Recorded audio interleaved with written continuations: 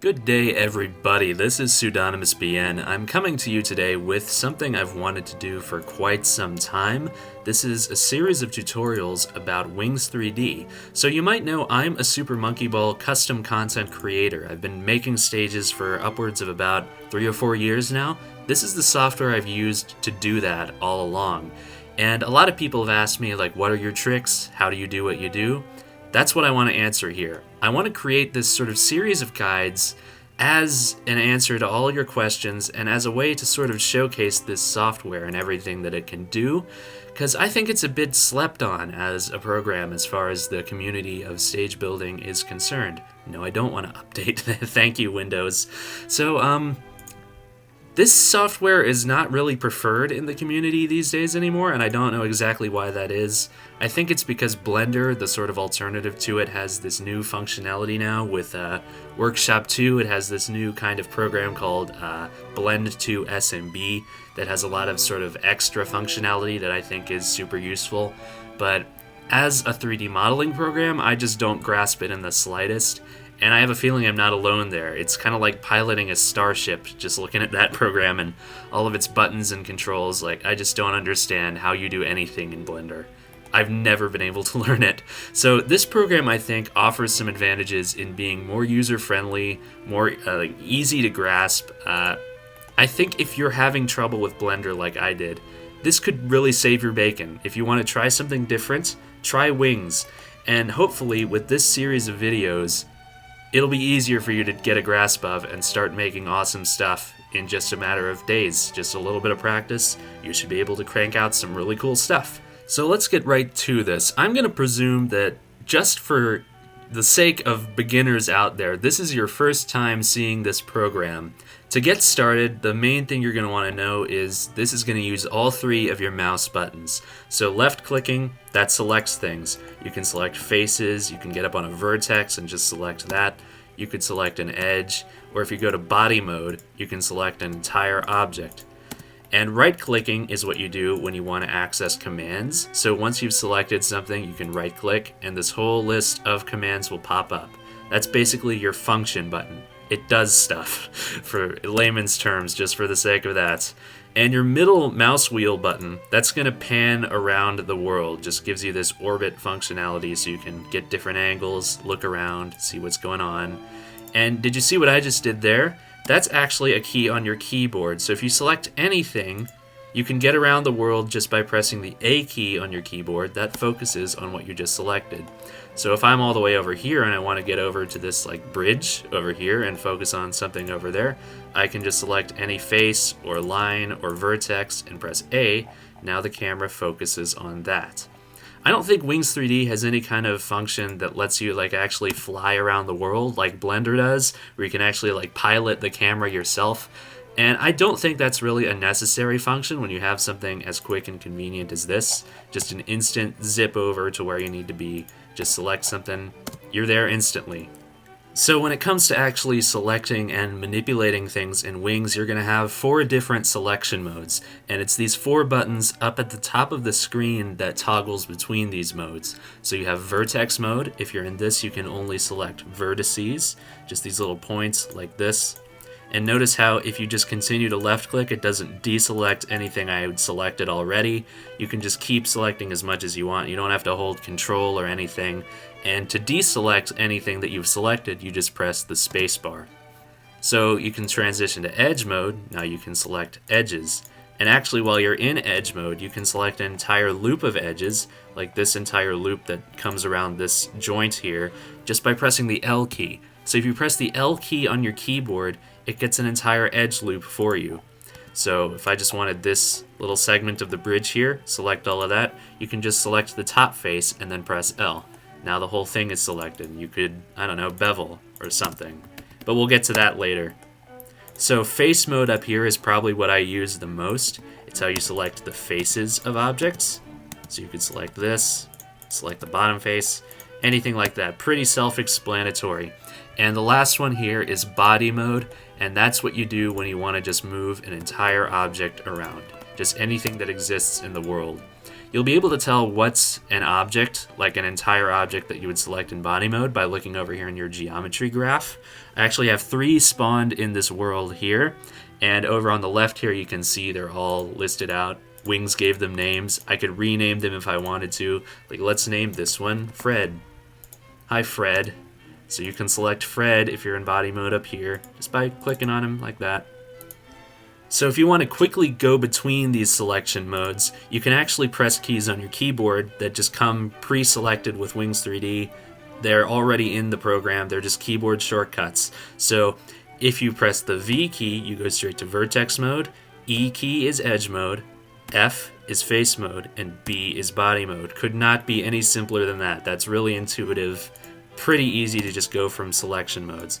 So if I'm in body mode and then I hit the V key, it gives you the same selection, but it's all the vertices that were in that body.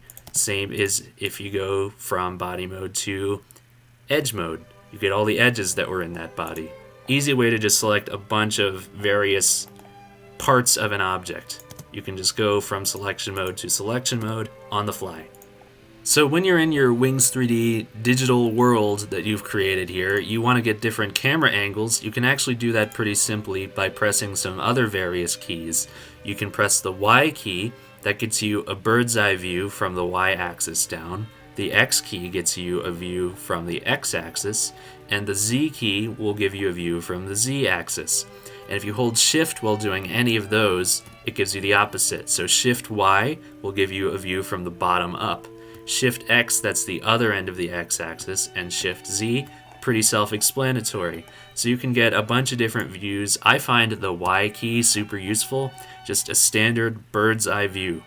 And you'll notice that right now I'm actually in orthogonal mode, and I'll tell you what that is real quick. Up in the top right corner, there are 2 ways to view this world, orthogonal and perspective. And if you change it to perspective, see how that's different? It's actually sort of like if you're standing in this world, what you would see. That's perspective. Things will fade into the distance as they get further away. But if you're in orthogonal, it's all equivalent. Things will always look the same kind of shape and size no matter where you are. And I think that's super useful for when you're just going to a Y perspective or an X perspective. You can quickly check whether things are aligned with the grid and whatnot. Whereas if you're in perspective mode, things just get all willy-nilly like that. So in this top right menu, you also have a couple different buttons. You can toggle the grid. I don't know why you'd ever not want to have the grid. Maybe if you're just admiring your handiwork, you can turn off the grid and the axes. Furthest right button that hides the axes. But while you're modeling, keep the grid on. You're going to want to reference it a lot.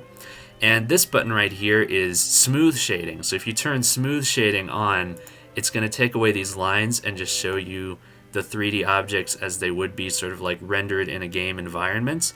Right now they kind of look like deformed marshmallows or pillows or something, and I'll show you how to fix these. Let me just go ahead and turn on Auto Smooth, which we'll talk about in greater detail later, but you'll see that if you don't pick that Auto Smooth option, things are going to look weird, and in-game they're going to look that way if you don't Auto Smooth. So we'll talk about that later. It's one of the final steps you have to make sure you get to.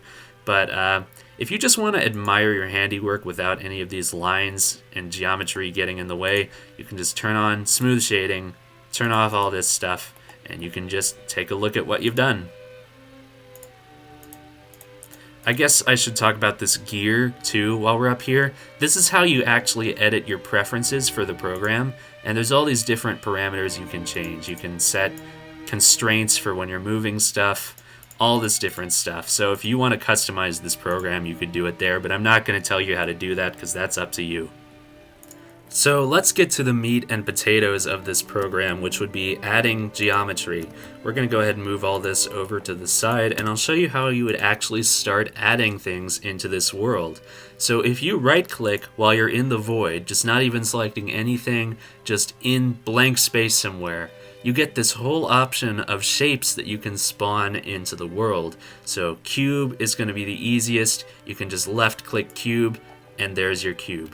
But what's interesting about this menu is you can also right-click any of these shapes, and it pulls up this, where you can get this new set of parameters that you can just give to any of the objects that you spawn before you just let them loose into your world. So if we're going to make a platform like this, you can change these dimensions, and I usually set 0.3 for a platform like any of these. On the y-axis, you can cut it up here. I don't know why you'd want to do that. You can just do all that manually. That's what I would do. But another useful thing that you saw me do was put on ground. If you check this box, it puts it on top of your grid for you. And I think that makes everything easier to work with. It's up to you whether you want to do this, but you can see where it's sort of bisected by the plane here. It's kind of at a strange altitude if you don't do that, so I would just put it on ground if you're going to do that. Then you click OK, and you have this platform spawned into the world. Now there are other shapes you can pick besides cube. There's this whole list of them, of course, like octotoad. I don't even know what an octotoad is. As you can see, lots of these you would never use. Icosahedron, let's see what that is. I don't know if I've ever even spawned an icosahedron. It's like a Dungeons and Dragons die, okay. But I think most fundamentally, you'd want to go with cube most times, but there's also cylinder, and I'll tell you about some of the cooler options for cylinder if you right-click that. We're going to go ahead and put it on the ground. But as you can see, we have a circular platform here. If you change the height to 0.3, instant circular platform. You can adjust the radius here. You can give it more sections if you want it to be kind of higher poly, like that's a smoother cylinder. And this is where it gets interesting. You can check this button here and it turns into a tube. So it'll hollow out the cylinder for you and create this donut shape. And you can change the thickness of your tube too. So if I put 0.5 in there, it gets thicker. If I put like 0.1, it would get super thin. And you can change the radius of your tube here. So if you wanted a tube that was like 1 whole point thick, you'd have to change the radius to be something bigger. So make sure all these match. Now we have a radius of 4 with a thickness of 1. We could even do like a thickness of 2. Now we have this instant ring platform just from this parameters option menu while you're spawning a cylinder. So the last thing I want to talk about is spawning a sphere, and we're going to do this real quick. So I think if you put the radius to 0.5, no, actually we want to put it to 1. And what we've just spawned here is a reference for the ball. So if you want to manually put something on the ground, by the way, it's here in the tools menu, you can put on ground. And this is going to be exactly the right size of the ball in Super Monkey Ball. It occupies just 1 unit of space, 1 square on this grid. So if you wanted to just create a ball reference to see how big the ball will be when you're actually playing Super Monkey Ball on the levels that you created, just spawn a sphere like that takes up 1 space of grid. That's your ball. So let's talk about moving things around in this world. So once you've selected something, usually in body mode, you can just move the entire thing around by right-clicking and going to move. Then you can pick your axis.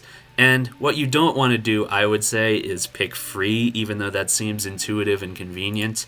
Because when you're moving something around freely with no constraints, it's just going willy-nilly and you don't even know which way it's going. Like, honestly, I don't know where it is right now. Let's see where it ended up. All the way over there. Yeah, that's not where I wanted it to be. Like, if you pick free, the way you think it's probably moving is not the way it's going to be moving. So just stick to the axes. Let's move it on the x-axis. We could move it on the z-axis. And you can also move a face. So if you select a face and then pick move on any axis, you can move it along. Let's move it on the x-axis. Works just the same way with a line or a vertex. Anything you select, you can move. Now, a more advanced kind of option for movement is planar, and this is one of the most useful commands in this program. So if you go down at the bottom of the list here to planar and pick that, it's going to let you choose your axis again. Now, basically, what I would describe these axis choices as is you want to pick a plane that you're going to be in, and it's going to restrict the movement to the other 2 planes besides the one you picked. Now that sounds super complex, but let me just show you what it does. I'm going to pick Y. Now I'm moving it on the X and Z axes without having to worry about it going willy-nilly on the Y axis. And it works the same way if you pick a different plane. So let's move, planar, let's pick X this time. Now it's going on the Y and Z axes without having to worry about it going haywire on the X axis. So that's one of the most advanced and easiest to master, honestly, movement commands. So I use this all the time. Just planar Y. You can just grab something and move it around without having to do like axis by axis, which gets very annoying. Master this planar movement, and that's going to be what you use most of the time, I would say. So you're going to notice that when I'm moving things, I'm always keeping them aligned to the grid, and the easy way to do that is just hold the Shift key while you're moving a face, a body, anything you're moving. You just keep things aligned to the grid by holding Shift, and if you do that, it keeps it constrained to meters, so you can only move on this grid just 1 meter at a time. That's super important for keeping everything aligned. That's just a level of attention to detail you have to make sure you keep up with, because if things get misaligned, you have to fix things with snaps, and that's not hard by any means, but it's something you want to avoid, just keeping extra steps out of the equation. If you want to get a little finer than just 1 meter at a time, you can go Control instead of Shift, and while you're holding that, you do increments of 0.1. So you can get a lot of smaller distances by doing that and still stay aligned. Now, something I did myself that I would absolutely recommend that you do as well is up in this cog menu up here, there's a tab called Constraints, and you'll notice that I set the Alt key to bind to a constraint of 0.25. Now what that does is while I'm moving a face or a body or anything else and I hold Alt, it's going to move it in increments of 0.25. I think that's one of the most important measurements that you're going to want to be able to have, especially for Super Monkey Ball. With the checkers that a lot of the platforms end up being textured with, you're going to want to make sure you can move things in an increment of 0.25. So I recommend you do that. Just set that to your Alt key. You'll thank me later for that. Now you can also rotate and scale objects pretty easily. It's the same kind of process. You just right click and you go to rotate, you pick your axis, and you can do it. I picked Y, so I'm rotating around the Y axis there. You can also rotate over the X or Z axis. Like that. You could create sort of a slope that way. Now you can also scale. Scale uniform is your most typical scale. That's like the most basic that you can get. As you can see, I'm still holding Shift as I do this, so every increment that I scale this out to is still aligned with the grid, as you can see here. But there's some more complicated variants of scaling that I think come in a lot more handy than just your standard uniform scale. So you can also scale by an axis. Again, pick your axis. You can constrain it to the x-axis and just scale it that way. Or you can constrain it to the y-axis. You could make it taller. But I think the most handy scale there is scale radial. Let me just show you what this does. I'm going to pick radial Y, and you'll see how this scales out. So this is moving out in all directions except for the y-axis. It's keeping it a uniform height on the y-axis while increasing its scale on the x and z axes. So you can do that with just about any shape, and I'm going to try it with this ring shape here. Let's scale radial on the y-axis. See, it's still aligned to the grid and it's scaling out in both of these directions, but it's not getting any taller like it would with a regular uniform scale. Let's try that just to compare. So you can see with this uniform scale, it got a lot taller because it scaled out in every direction. But if you do a radial scale, it doesn't get any taller on the Y because that's what I picked for the radial. Let's try a radial X just to see what that does. See, it's scaling out in every direction except for X. It's not getting any wider on the X-axis. That looks ridiculous. So you can see this is a little bit more niche. Y is the one that you're usually going to want to pick. That's what I use the most. But pay attention to this radial scale. It'll probably come in handy a lot of different times. So the last really fundamental thing I want to talk about is duplicating. It works the same way. Just select something, right-click, down at the menu here, we get duplicate, and you pick your axis. I'm going to pick X, and you can just duplicate out on the X-axis. You can try it in any axis direction you want to duplicate something out to, and you can just keep cloning platforms that way. Anything you want to duplicate, you can.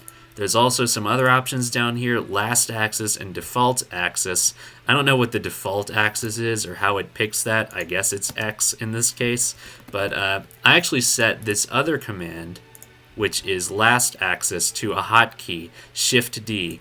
And if I pick Shift D, it's going to pick the last axis that I moved something on, which I guess was Y. I'm not sure why it's Y, but I usually don't care which direction it duplicates out to. As long as I get the duplicate, I can just manipulate it myself. So setting hotkeys, I think it's pretty convenient that I can segue straight into that right now, because you can actually customize this program with hotkeys. So if you go up here to Help, and go to How to Define Hotkeys, the program actually comes with its own instructions for how you can do this.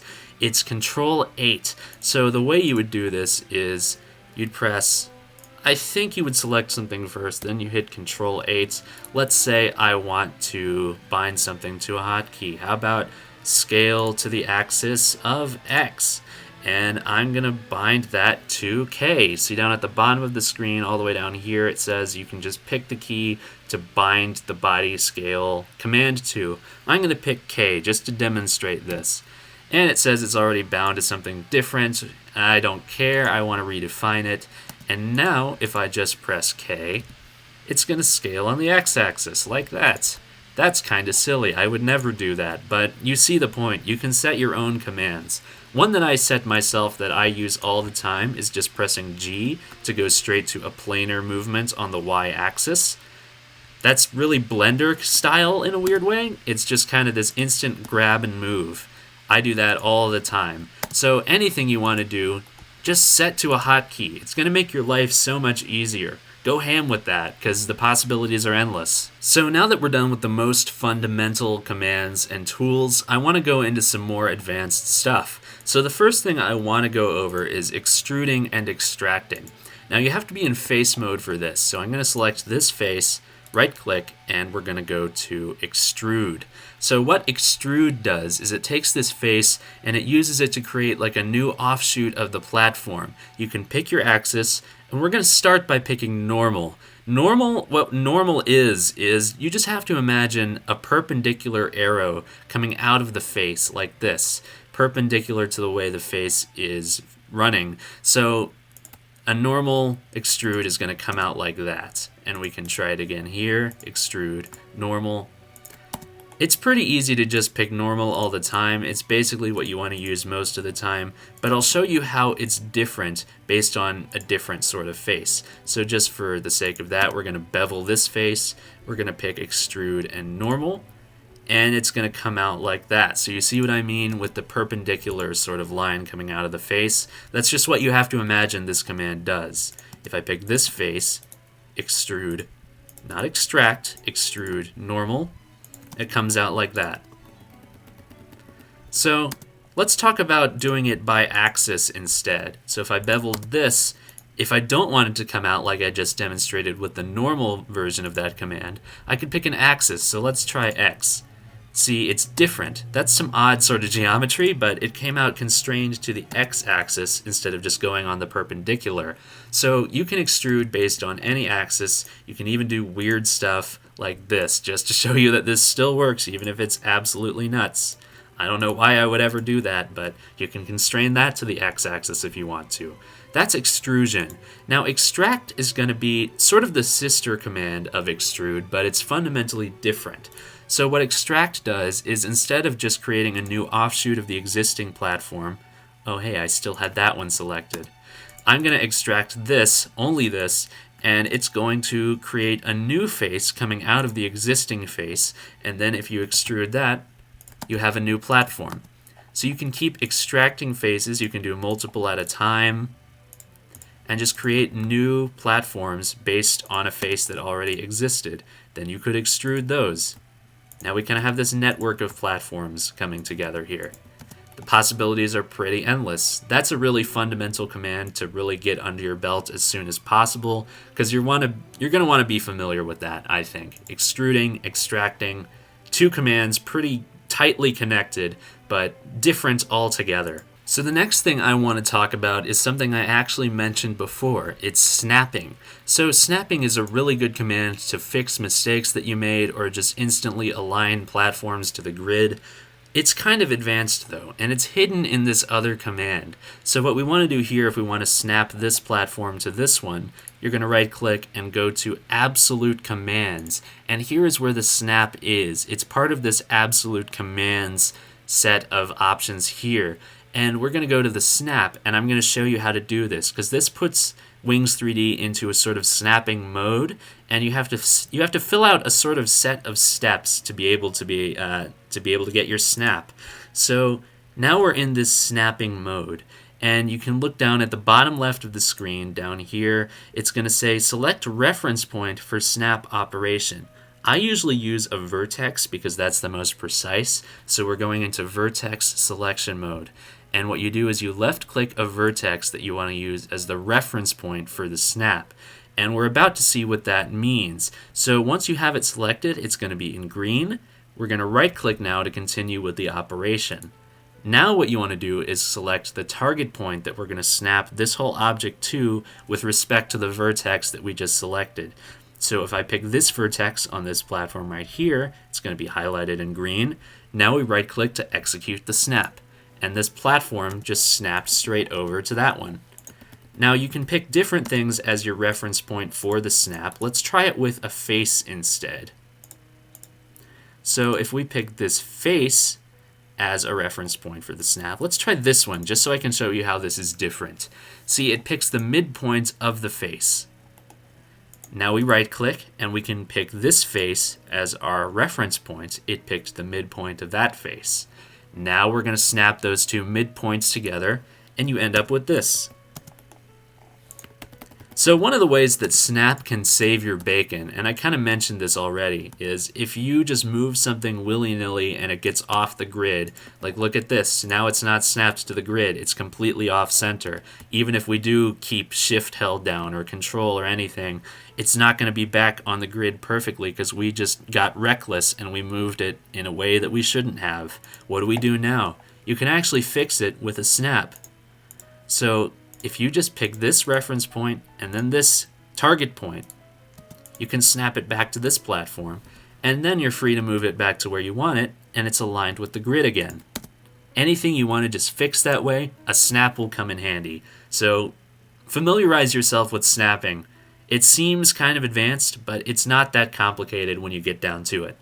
Now let's talk about the bridge tool. This is another really easy command to get under your belt and another one that you're going to be using a lot. So what bridge does is it takes two separate platforms like these. Let's use these as an example. And what it's going to do is create a bridge between two faces like these two that we just selected to unite the platforms, create one that comes together. So you have to select two faces like this in two separate platforms. You can see here on the geometry graph, it's two separate ones that we've selected. One of these is an extract of Fred. Huh. So now we're going to right click and we're going to go to the bridge command. And this just instantly works. We created this new bridge between them, and you can now see that it's just one platform. Not called Fred anymore, it's just a Cube 1 Extract 3. And you can keep using bridges to connect any number of platforms. Even if they're not perfectly aligned, you can still create a bridge between two platforms as long as the faces can find a way to conceivably connect. So these two aren't aligned, but we're going to try creating a bridge. It still works. We created this diagonal bridge. Let's create a really funky one. How about this bridging to this? Still works. Now bridge also has this kind of secret other functionality, and what it does is, okay, I'm not even going to tell you what it is. Let me just show you what this does. So what we're going to do first is use this inset command, and what that does is create this smaller face within an existing one. And we're going to do it on both sides of this platform here, just this one segment of the big platform we created. This is Fred. So now we're going to create a hole, and to do that, we just bridge these two faces together. It carved a hole in these platforms with the bridge tool. And that's something that I don't think a lot of people even realize the bridge tool can do. So we're going to inset this one now. We're holding the control key while we do this, so it's a precise inset. And now, since both of these faces are selected, we can bridge and create a hole. Now maybe we select an edge loop with the L key like we discussed earlier and move this down. How about that? So the bridge tool has these two different functionalities that can work in unison to create a lot of different modifications to your geometry. So get familiar with both functions and just try creating crazy bridges. You can even do that. The next tool I want to discuss is bevel, and bevel is another really fundamental tool that you'll find yourself using quite a lot once you know what it does and how to use it. So let me explain bevel real quick. I'm going to select an edge here, right click, go to bevel, and what this does is creates a new face based on that edge that already existed.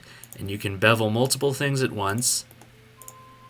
Let's try these edges all together. Bevel those. Look what we created there. Now I'm going to try something a little different with bevel to show you what else it can do. Let's create some new geometry like this. Now we're going to bevel this edge. Look what we're creating here.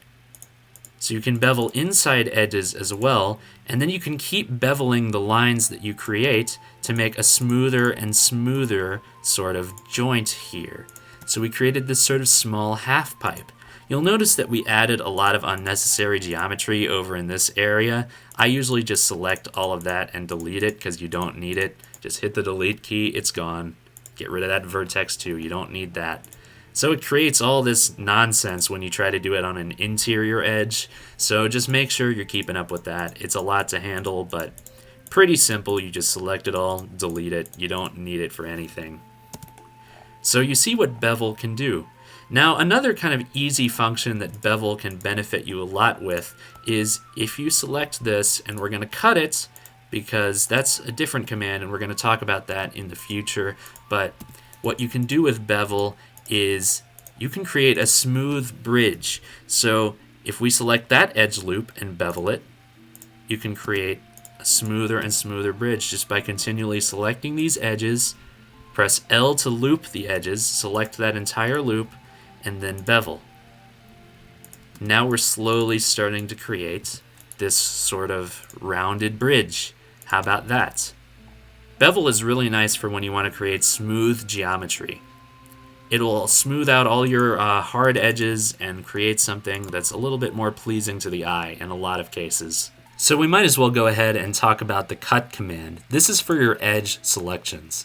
So what we're going to do is just drag this marquee around here. We're going to get these 4 edges, and then we can right click and go to cut. And you'll see what this does. It pops up this list of numbers, and if you pick one of these numbers, like, I don't know, 4, you see what this does? It's creating new vertices inside the lines that we selected so that we can cut up this platform into other different parts. So then if you press the C key on your keyboard right after you do that, you connect all these new vertices together. Now you can manipulate all these new parts of the platform that you created. So if you select these edge loops, you can create sort of a sawtooth pattern. Possibilities are pretty endless. Now, something to keep in mind is that the cut command can be really easily accessed by just pressing numbers on your keyboard, either at the top of your keyboard over the letters or on the numpad. And the number that you pick will correspond to the amount of cuts that it's just going to instantly make. So I'm just going to hit the number 8. We got 8 cuts instantly.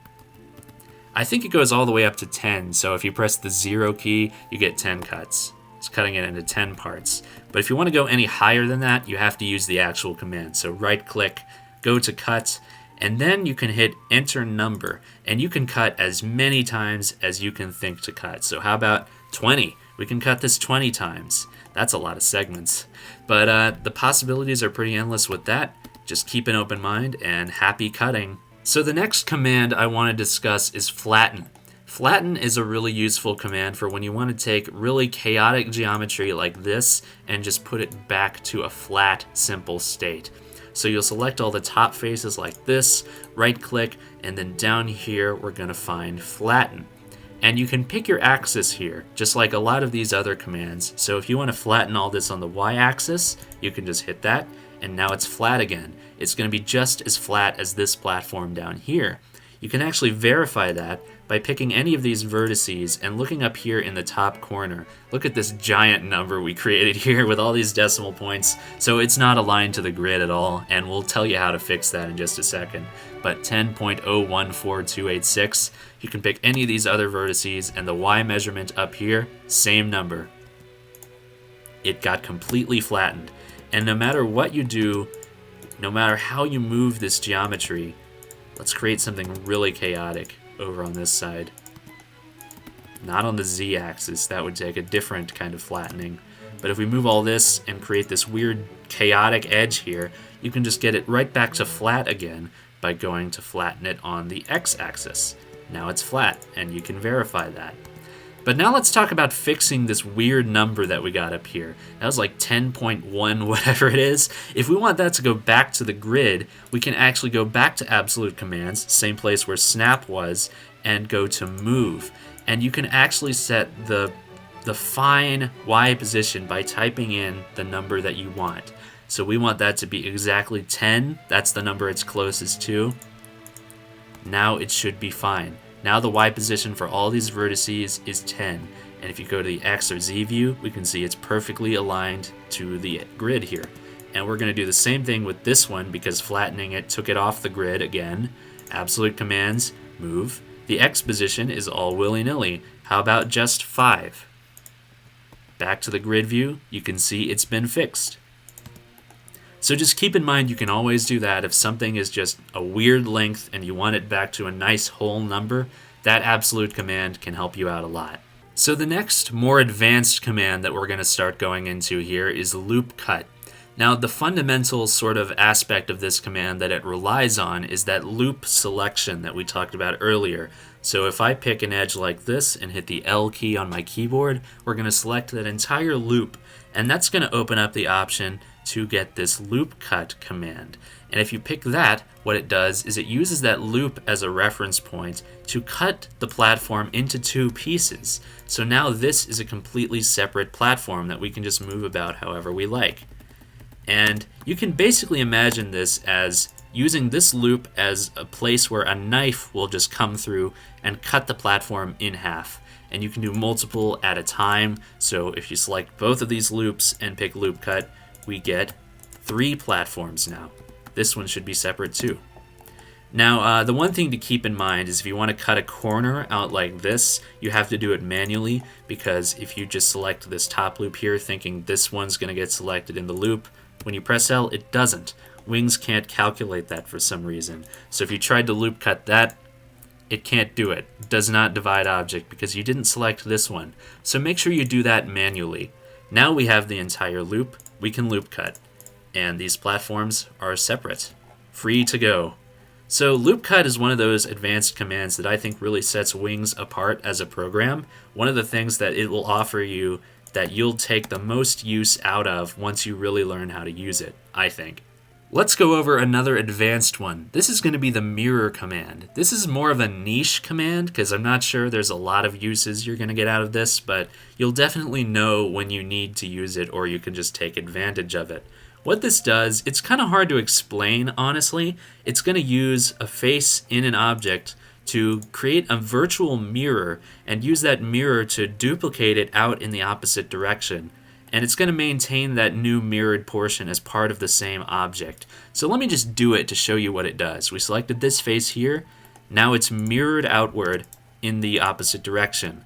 Now it's still all one object, as I said. If you wanted those to be separate instead, you know what you could do. You could loop cut. Now they're separate. And the way that this works differs depending on where you put the mirror. So if we start the operation with this face instead, and we go down here to mirror, the mirror appears this way. If we're going to pick this face instead, the mirror would appear that way. I wonder what happens if we pick this face. Oh, that's a little wonky there. But you see how this works. You can create some really cool stuff using this mirror command. Now we're continuing to get more advanced here with these tools. I think this next one that I'm about to show you is sort of a culmination in a weird way of a lot of things we've learned. It's going to use a lot of commands that we've already gone over to create something super cool. Now, the command that we're about to learn about is called circularize, but in order to use it, we're going to have to go through a couple different other commands first. The end goal we're going to go for here is to create a rounded off edge to this platform instead of just an angular one. So the first step is going to be beveling. We're going to bevel this corner and create this angular edge to start with. And that's not what we want to end up with. We want it to be rounded and smooth instead. So we're going to select both of these edges here, and we're going to go down to the cut command. And let's cut out 10. It doesn't matter how much you cut as far as this command goes. It's just going to make the sort of cylinder-shaped edge smoother if you pick a higher number. So I picked 10. I think that's pretty good. Now, you don't want to just instantly connect these with the C key like this, like we did before when we were cutting. We want to keep these unconnected. What we want to do is just transition smoothly over from the vertex selection mode to the edge selection mode. Let's do that real quick. Now we have all these new small edges that we created selected as one. Now it's time for the circularize command. Not selecting anything else, just keeping this how it is. We're going to right click and we're going to go down here to circularize. But you can't just left click this command. We're going to see what happens if we do just left click it. What is this? That's not what we wanted. That's not the end result we were going for. So to get the actual result that we want here, we have to right-click circularize. And that takes us into this new kind of editing mode. And this is a lot like some past commands like snap, where you have to fulfill a certain amount of steps. And the step that we have to fulfill here, you can see down in the bottom corner it says pick plane. And we're going to use face mode to pick this plane here on top of our face, and then we're going to right click to execute. And holding the shift key, we're slowly going to drag this out to about 90%. Up in the top left corner we can see the measurement of how far we're dragging this out. I think 90 is a pretty good measurement. If you go much further than that, it gets a little odd, as you can see. So we're keeping it at 90, and there we have our rounded edge. We're still not finished because, as you can see, this face turned out a little strange. We want to tessellate this face in order to keep it computable by the program, you know? So this tessellate command that we get to just by right-clicking in face mode, we're going to pick quadrangulate, and what that does is just connect all the vertices so we have this curve finished. Super fundamentally interesting command, and it's a lot of steps, but you can get some cool results with this circularize. That's hard to say. This circularize command. Just remember, first you bevel, then you cut. Let's do something really smooth this time, like 20. Don't connect them. Back to line mode. Right-click circularize, pick your plane, and pull this out to about 90. Now you just tessellate that, and you're done. You have a rounded edge on your platform. So what we're about to go over next is one of the most advanced and one of the newest commands that Wings has in its arsenal. This was really important when it came out, because it's kind of a game changer, honestly. What I'm talking about here is Boolean commands. So what these do is it takes two different objects, like any of these that we just created here, and it uses them to work with each other to create some new geometry. One of the ways you can use these commands is to carve a hole in an object based on another object that's overlapping it, like this. So we're going to use the Boolean commands. We start by selecting this, we right click, and then we go down to Boolean, and you can see it's surrounded by asterisks here, test, because this is brand new. They're still working out some kinks, but I think it usually does its job. So when we left click that, it gets us this menu. You have three options: union, intersect, and difference.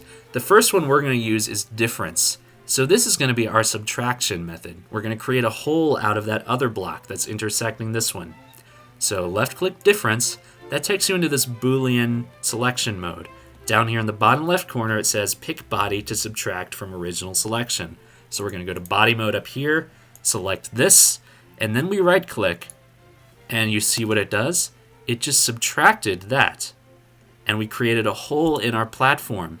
Now you can use these commands to create holes of any shape and just fundamentally stack them together to create all kinds of crazy geometry. The possibilities are through the roof. Now another one you could do is intersect. So let's move this one along to about here. And I'm about to explain where the Boolean command kind of has a limitation in its current incarnation. So if we're going to pick this, we have to select both of them for the intersect command. So Boolean union actually is what we're going to do. I've been saying intersect, but that's not what we're going to do right now. So if we try to do this union command, it's going to say coplanar faces cannot be handled currently. That's because the bottom of this face is on the same plane as this face. So if you wanted to do this properly, for now at least, you'd have to make sure that they're intersecting like this and they're not on the same plane. Now this operation should work. So we're going to select both of these because it's a union. You have to select them both to start. And now they have been joined. They're actually physically joined as one new object. And I can prove that by trying to, let's say, bevel these faces. Now we can actually do that because it's just one whole complete object. Intersect is kind of a wonky one. I'm not sure exactly what the use for it would be, but I don't even know how to describe what this does. Let me just show you what intersect does. It takes the two objects and it deletes everything but the parts that were overlapping. I think there's probably some kind of functionality you could get out of that if you were really creative. I can't think of many ways that I would use that, but just keep in mind that it is in your arsenal. So those are Boolean commands. Keep those in your back pocket because they have a lot of varying functionality. You can do some cool things with them. So just for the heck of it, I'm going to demonstrate what Boolean tools can really be used for, and I'm going to create a start platform. So this is just to give you an idea of what you could potentially create if you're using these tools to their full functionality, of course along with some other ones too that we already learned about. Consider this like the capstone of this tutorial. We're going to see what we can create based on everything we've learned. So we have these two pieces here. This is going to be the foundation for our start platform, like the ones that Super Monkey Ball 2 features. Let's pull this down a little bit. And what we're going to do is we're going to leave a little bit of a floor at the bottom of this one. So we're not going to have this completely intersecting it. We don't want to just cut a hole all the way through. We want to just cut sort of a notch into it. So you have this place to spawn surrounded by walls. So this is something you can do with the subtract command. Boolean, difference, and look what we created here. It's a pretty interesting start platform. Now there's some more stuff I would want to do to this to make it, you know, more usable, more interesting. And we're going to take advantage of some different commands that we learned. Let's take these walls down just a bit, just for the sake of having this be easier to see. And let's bevel a little bit. So the bevel tool will create this sort of smoother wall here. Like this. We can even select this whole edge here. We're not going to want these though. Just make sure you're selecting the right lines here. We're going to bevel again to make it even smoother. About like that. That's looking pretty nice. You know, we can even bevel these lines to make these corners a little bit less jarring. Like this. You can delete this extra geometry. And it's gone now, and we have a pretty nice starting platform. So you see now, with the tools that you've learned how to use, with some varying different ways of using them, you can create something pretty nice with just a small amount of steps. It's all aligned to the grid, it should all be nice to texture, and that leads me into saying that with this episode concluded, the next thing we're going to go over is texturing. UV mapping is the technical term for all this stuff, and it's a little intimidating. So just stay tuned. Make sure that you tune in for this next part, which is going to be texturing. I'm going to teach you how to UV map properly so that the stages you've modeled can look nice too. So with all that said, signing out.